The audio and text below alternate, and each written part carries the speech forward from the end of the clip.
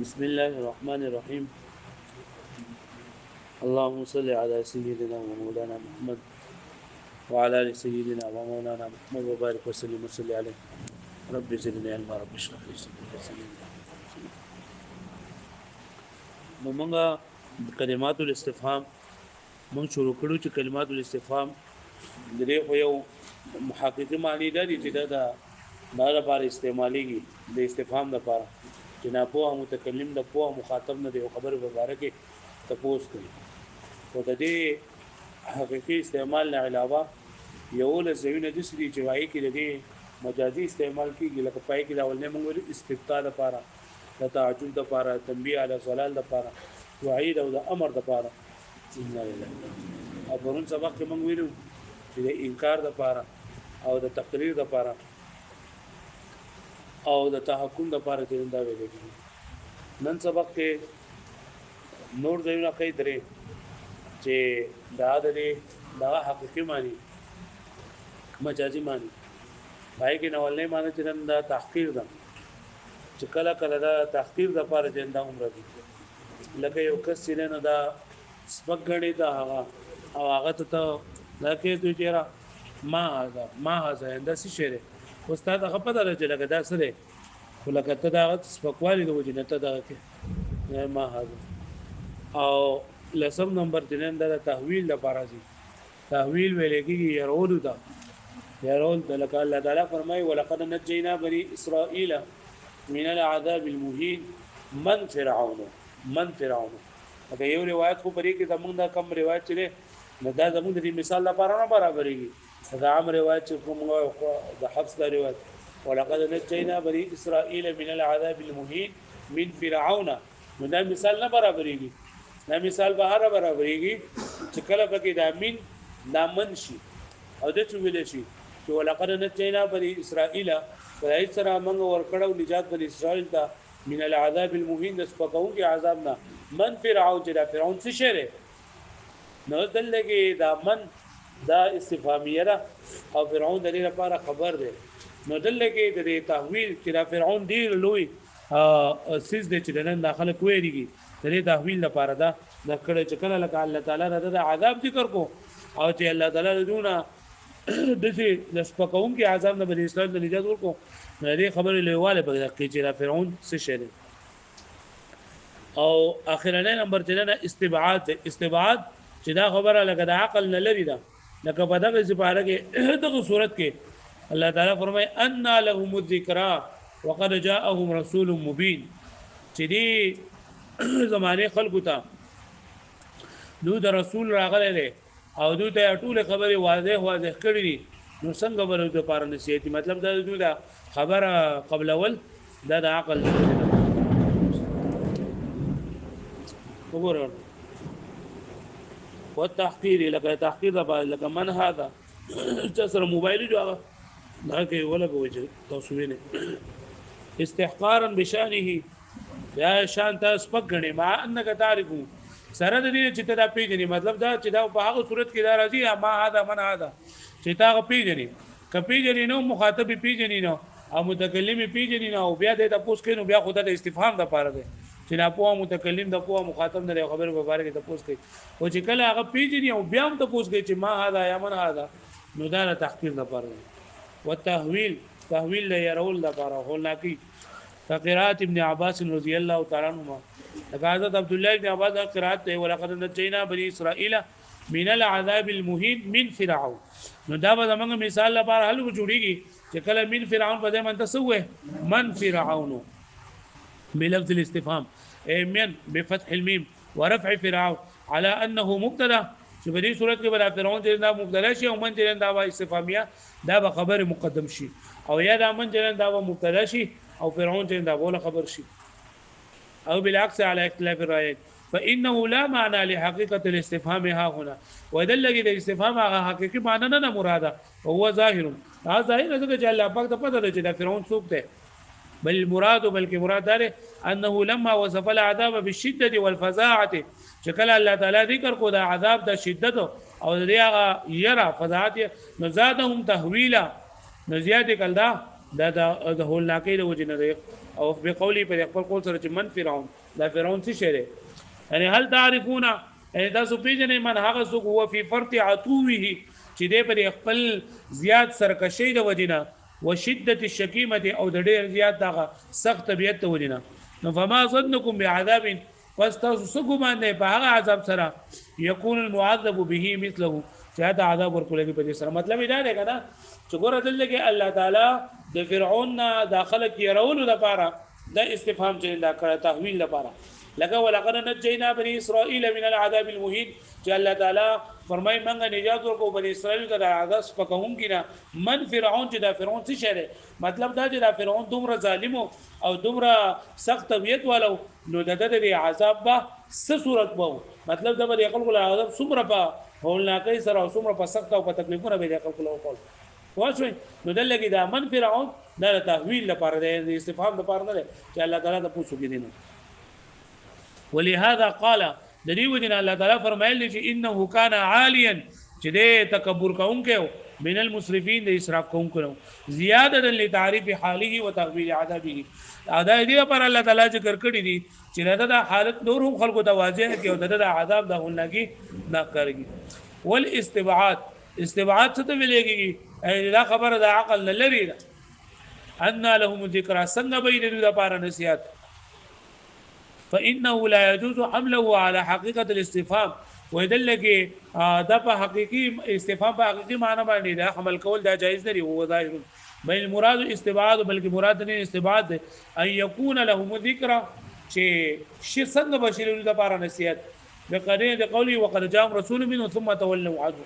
وګوره دا قرینه پرې باندې چې الله تعالی فرمایلی دي وقد جاءهم رسول مبين چې کافرانو ته د بنی اسرائیل ته عذاب مهین راغلی دی او واضح عذاب ورته راغلی دی او دغه شانتي رسول واضح ورته راغلی دی ثم تولوا عنه او بیا دوم اعراض وکړینا نو ان لهم ذکر څنګه ولود پرنه مطلب څنګه بدون څه حاصل کی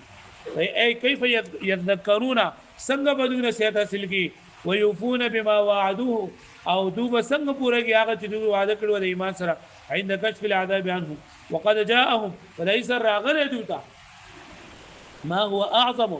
هغه چې ډیر زیات لوی دی او ادخلوا في وجوب الانكار او ډیر زیات دخول دی هغه ته په وجوب د یادولو کې من کشف الدخان د دخان لري کول دا الله تعالی عذاب ذکر کوي کنه ان لهم الذکر وقد جاء الله تعالی يوم تاتي السماء بدخان مبين يخشى الناس هذا عذاب اليم ربنا اكشف عنا العذاب انا مؤمنون ان لهم الذكرى وقد جاءهم رسول مبين چې دوبا چې کله دا وی دي کنه دوی بیا سوال کو د الله تعالی نه ها فرتقب انتظار کو یوم تاتي السماء بدخان مبين هغه مرز مې چې اسمان کې واضح نغ راشي ګلوګي راشي نو بیا څنګه ایت پسې فرتقب یوم تاتي بدخان يخشى الناس او خلق به دین یریږي پټیږي وا او وي به هذا عذاب الیم ربنا اكشف عنا العذاب انا مقرون یا الله زمونږ د عذاب نه لګي موږ ایمان لرو کې یقین لرو کې نو الله تعالی ان لهم ذکر اوس بل دوی لپاره څنګه چل راشي مطلب دا دی چې لکه دوی ته وقد جاءهم رسول مبين ثم تولوا چې الله تعالی خو دې دغه وس دا الله تعالی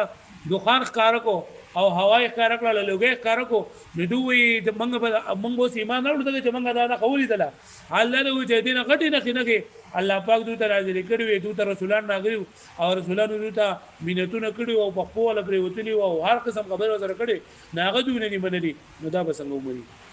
واښو به منوي کیف یذکرون څنګه بدون نصیحت حاصل کی ويتعظون او نصیحت حاصل کی دامه ويوفون بما وعدوه او دو با پوره کې هغه چې دوی سره وعده کړي چې ایمان چې دوی وعده کوي د سره د ایمان نه چې رب اکشف عنا العذاب انا مؤمنون یا الله زموږ د عذاب لري دوی به ایمان نه وړو نو څنګه بدو دا لري کړی وقد جاءهم بدر سره دوی تراغلي ما هو اعظم وادخل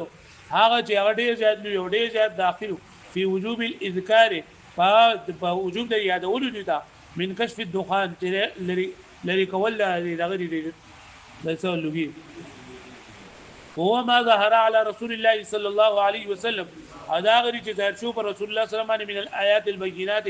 آیاتنا واضحه من الكتاب المعجز وغيره فلم يذكروا واعرضوا دو دغه نصيحت سلکو اعراض وکړو نو الله تعالی و چې دا نه کوم ورته نازل کړي په دې باندې یقین نه وړو په دې عذاب په لیدو باندې بس ایمان وروړي. الامر با دای کې انواع طلبی کې دوی ته خبر رسول کې دو سجونو ذکر کومه د دې ساده پوری چې دا استفهام ذکر وکړو ویم و ذکر کوي امر امر څه ته ویل کېږي امر غوډي ته ویل کېږي مخکې ویل شي طلب قول القائل على غيره على سبيل الاستعلاء افعل چې دا هغه د وینکی قول دی چې بری کی طلب وی او غیر کفی یعنی مطلب د یو څه نه منع کول نو په طریقې استعلاء باندې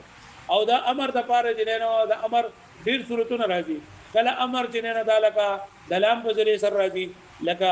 لیضربا کله بغیر د امر راځي لکه اکرم او کله چې اسم په صورت راځي لکه رويدا او حي او دا اسم فعل جوړول وګورئ الامر ومنها انواع من انواع الطلب الامر دا انواع طلبین یوجنه دا امر ده امر څه ته وای هو طلب فعل غیر کف على جهه الاستعلاء چې هغه طلب کول دي نه د منع کېدو على سبيل الاسلام په طریقې اسلام باندې غیر کف نه ویني په دې سره نه یو طلب ځکه په نه کې هم طلبي او په ال کې دا یو کار نه د منع کېدو ته طلبي او په امر کې د یو کار نه د نه منع کېدو د یو کار د نه منع کېدو په دې کې طلب کړل شوی على جهه الاستعلاء په طریقې الاستعلاء باندې وصيغته تستعمل في معان كثيره او دا امر دا سری دا امر دا وزن دا استعمالي بڑیو معنو کې فاختلفوا في حقيقته الموضوعه نو اختلاف کړل چې دې کم معنی دي کم اوزان دي چې دې امر د لپاره حقيقي تور باندې وذکر شوی دي اختلاف غړي کثیر دي اختلاف ده پکې ولما لم يكن الدلائل مفيده للقطع بشيء من ذلك وکله چې داس قطعي دلائل نو موجود چې دې خبره فائدہ ورکی چې دل کې درې بری سیګي د لپاره دا وزن په امر کې په حقيقي معنی باندې مستعمل له او بنور معنو کې مجازي تور باندې مستعمل له نو فقال المصنف فرمای والازهر يعني ډیر ظاهر خبره ده ان صيغته من المقترنه بالله چې وزن د امر يعني سیګي د امر دا بکله کله مقترن به بلام سره یعنی لام بو سره ډیر غله لګل يحذر زید فقال چې حاضر ذکر شي زید وغيرها او کله کله د امر د سیګي دي سوي چې د دې سره لام امر نه وی راغله لکه اکرم عمرا او کله کله دي سوي چې اسم وی خو په معنا د فعل کې لکه روي د بکرن والمراد بصيغته بس مراد سګینه ده ما طلب على طلب ما دل على طلب فعل غير كف استعلاء سواء كان اسما او فعلا د مطلب دا شوی د صيغه مراد یعنی هر هغه صيغه چې هغه د فعل په طلب کولو باندې دلالت کوي د فعل د کېدو په طلب دلالت کوي په دې طریقې سره چې برابر خبره ده هغه اسم یو کا فعل وی کا اسم جو اسم فعل به داخل شو هغه اسم فعل چې په معنی امر باندې وي او فعل وي او بیا په فعل کې هم دوه خبره کله امر سره وي او بغیر د لام امر وي لکه په شو بنی باندې موضوعه لطلب الفعل چې وذکر شوی د فعل د طلب کول لپاره استعلاء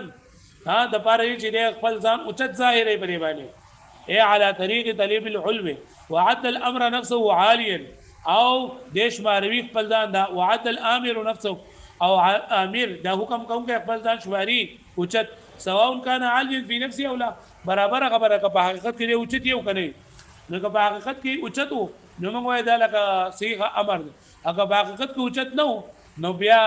په بعض صورتونو کې هغه ته درخواست وای په بعض کې ورته دعا وای او په بعض کې ورته التماس وای لګا یو سړی خپل مشه د خپل لار ته مال روپۍ راکا نو دا حکم به نه کوي خدای التماس ته الله پاک نه سوال کې نو دا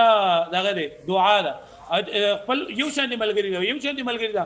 د التماس او التماس او چې مشه نه هغه ته درخواست کوي هغه د خپل استاد ته مال چوټي راکا نو دا ته باندې حکم نه کوي بلکې څور ته کوي درخواست عارض وکړي لتبادل الفهم عند سماعها چې هغه به اوریدو په وخت دا ډایرکټ ذهن دراشي یعنی دا څه چې هغه د اوریدو په وخت دا هغه پته ولګي چې دا د فعل لپاره وذکر شوی دی اسماء الصيغه الى ذلك المعنى دا معنی اني طلب الفعل استعلاء وسغره دغه ته دې سرنه وسغره والازهر ان صيغته من المقترن بالله انه ليظهر زيد وغيرها موضوعه لطلب الفعل استعلاء لتبادل الفهم عند سماعها الى ذلك المعنى معنی دا شو چې د امر صيغه چې د دې لپاره یو دسي صدقه نه وضع کړل شوی بلکې هر هغه صيغه چې د هغه په ذریعہ سره دا پته لګي چې دا طلب فعل لري چې کله هغه انسان ووري او د اوریدو سره د ذهن دا خبره راغله چې دا طلب فعل برابر خبره ده هغه صيغه چې د کم د اوریدو د وجه نه دا پته ولې د زمانه سشیز غواړي او طلب فعل کوي کاغه اسم وي او کاغه فعل وي او بیا په فعل کې کسره د عمل سره د لام نوي هغه بغیر د لام نوي لکه پوه شو به باندې نو دا د حقيقي معنی ده چې دا امر دا راځي د طلب فعل لپاره او طلب فعل په دې کې لکه د خپل ځان اوچت غړي او د مخاطب دی او کله کله دي چې دا امر د طلب فعل لپاره نه راځي د دې نه علاوه د نور معنی لپاره راځي نور معنی مجازي معنی دی او ان شاء الله سبب یو وځه لکه پوه شو به باندې ور